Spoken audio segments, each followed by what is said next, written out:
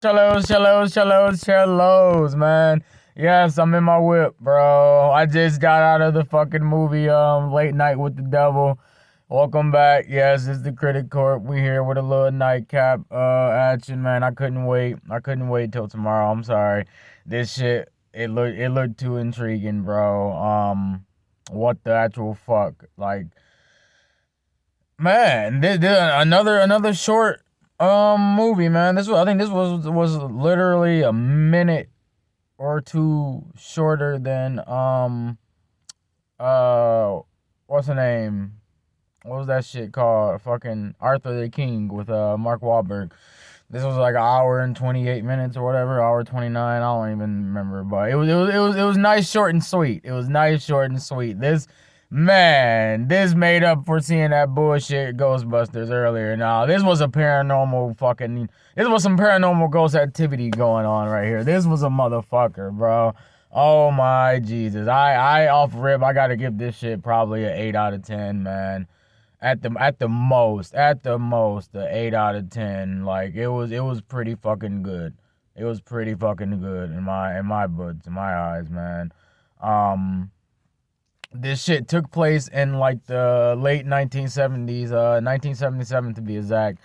Um, you got this fucking talk show host by the name of Jack. Fucking invites he invites these uh he invites this spiritualist, this illusionist, and a girl that's supposedly possessed, by some demonic spirits, onto his talk show host. I mean, my bad, I'm sorry. Onto his talk show, because he's desperate. He's very desperate, and he's on the verge of losing his show and his fame and whatnot. His ratings have went down drastically. Now mind you, he did suffer from a severe loss with his wife, his recently deceased wife, who was a fucking victim to lung cancer and whatnot and shit like that. So he went on a little hiatus. It was grieving hard. So that added to the whole show decline and whatnot. But yeah, man, this shit was fucking, it was dope. It was dope. I love the vintage style they had for it. You know, um, you know, for them to pretty much have that plot, that setting of a 1970s type of style. Um and just the fucking the pacing was pretty solid, man. It was pretty solid. It was pretty good. Um like the story wasn't uh it wasn't too difficult to follow. You kind of knew uh where shit was going at certain points, but the ending sent me. Like I was like, whoa, what the fuck? Wait, it did a whole like 360 of this man's like career, man. Oh my god, it was crazy. It was fucking crazy, man. He um he unleashed some evil upon a whole nation's you know fucking TVs in their living room or wherever they're watching, their bedroom, all type of shit. It just goes completely south after he invites these the spiritualist, the illusionist, and possessed girl on his show. And they're dropping like flies left and right too. First the spiritualist dies. He was the first one to get knocked off. Then the illusionist, he dies towards the later end, and then the possessed girl dies right in fucking Mark's hands by him. It was so crazy, bro. It was so crazy.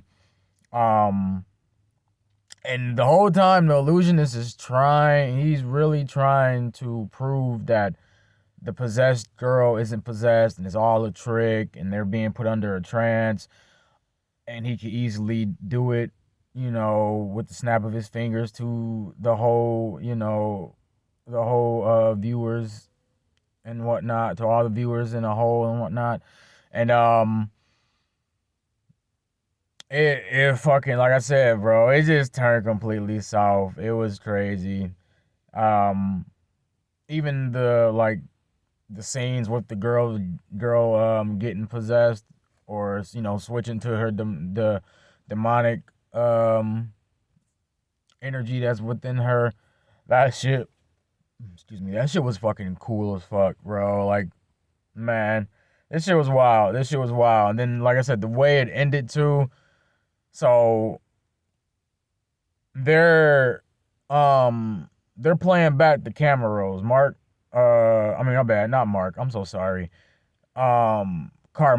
Carmichael, which is the illusionist, he has them play back the camera and show how they could be put into a trance, because he easily did it to them without them realizing.